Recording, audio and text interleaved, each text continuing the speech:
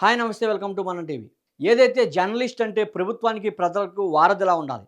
అదే జర్నలిస్టు ప్రధాన ఉద్దేశ్యం, జర్నలిస్ట్ యొక్క వృత్తి. అలాంటి జర్నలిస్టు కేవలం ఒక రోడ్డు కాంట్రాక్టర్ విషయంలో అవకతవకలు జరిగాయి. 50,00,00,000 టెండర్ వేసి 120,00,00,000 బిల్లు రాసి భారీగా అవకతవకలు జరిగాయని ఒక కథనాన్ని ప్రచురించడంతో ఆ జర్నలిస్ట్‌ని అతి దారుణంగా, కిరాతకంగా హత్య చేశారు.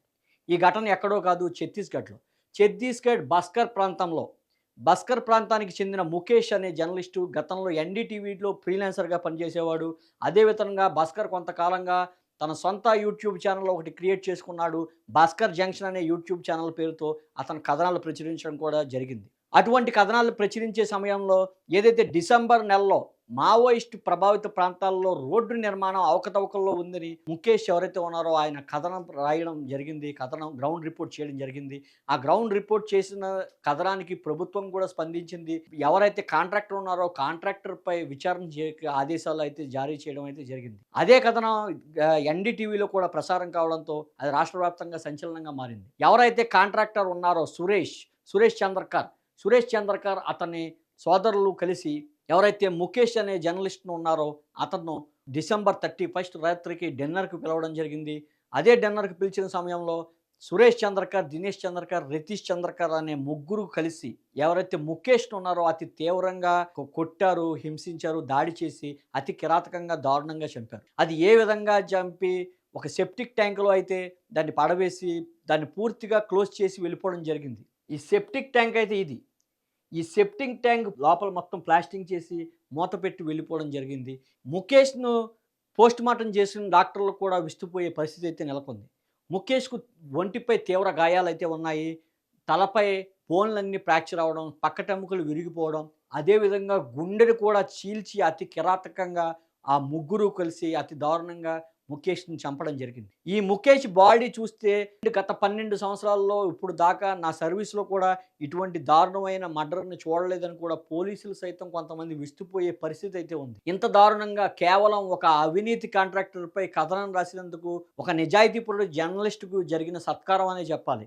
చూడండి, అతను చొక్కా ధరించినప్పుడు కూడా proud to be A journalist అని టీ షర్టులు కూడా అతను ధరించడం జరిగింది. జర్నలిజం మీద ఇంత ప్యాషన్ ఉన్న వ్యక్తి ఇంత దారుణంగా అతి కిరాతకంగా చనిపోవడంతో అక్కడ తోటి జర్నలిస్టులు సైతం కూడా తీవ్రంగా దీన్ని ఖండించడం జరిగింది. అదేవిధంగా ఖచ్చితంగా ప్రభుత్వం దీనిపై చర్యలు తీసుకోవాలని కూడా డిమాండ్ చేయడం జరిగింది.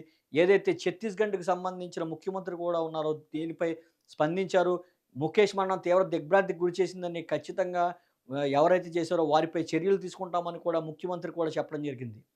అయితే ఆ ఎవరైతే సురేష్ చంద్రకర్ ఉన్నారో అతను ఇటీవల హైదరాబాద్‌లో ఒక చోట అతను ఎవరైతే డ్రైవర్ ఉన్నారో అతని ఇంట్లో అతను దొరకడం జరిగింది. పోలీసులు అతన్ని అదుపులోకి తీసుకున్నారు. అదేవిధంగా సురేష్‌కు, రితీషు, దినేషు అనే ముగ్గురు సోదరులను కూడా పోలీసులు ఇప్పటికే అదుపులో తీసుకున్న పరిస్థితి అయితే ఉంది.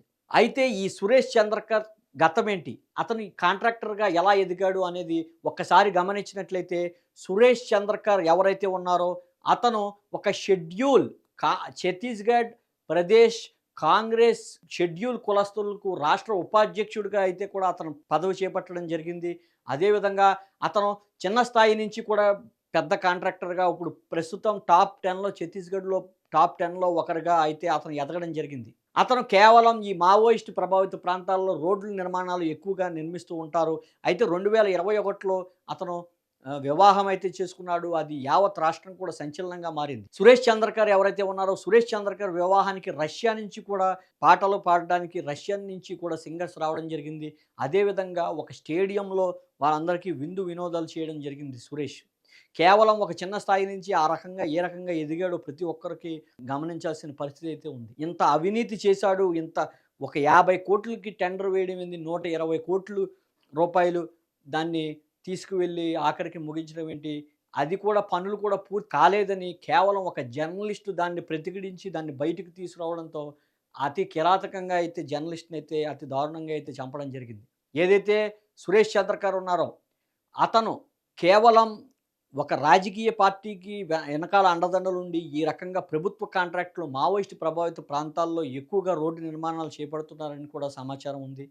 అయితే ఇంత దారుణమైన సురేష్ చంద్రకర్ గాని, అతని సోదరులను గాని, దినేష్‌ని గాని, రతీష్‌ని గాని ఖచ్చితంగా శిక్షించాలని యావత్ ఛత్తీస్‌గఢ్ రాష్ట్రంలో ఉన్న ప్రజలైతే కోరుకోవడం జరిగింది. ఎందుకంటే ఒక నిజాయితీ గల జర్నలిస్ట్‌ని అతి కిరాతకంగా, అతి దారుణంగా హత్య చేశారు. హత్య చేసి ఒక సెప్టిక్ ట్యాంక్‌లో పడవేసి వెళ్ళిపోవడం, యావత్ రాష్ట్రాన్ని కూడా విస్తుపోయే పరిస్థితి అయితే ఉంది. ఈ విషయంపై ఇప్పటికే సురేష్‌ని, వాళ్ళ సోదరులనిద్దరిని కూడా అదుపులోకి తీసుకోవడం జరిగింది. పూర్తి విచారణ చేసి వాడిని రిమాండ్ పంపడం కూడా జరిగిందని తెలుస్తోంది.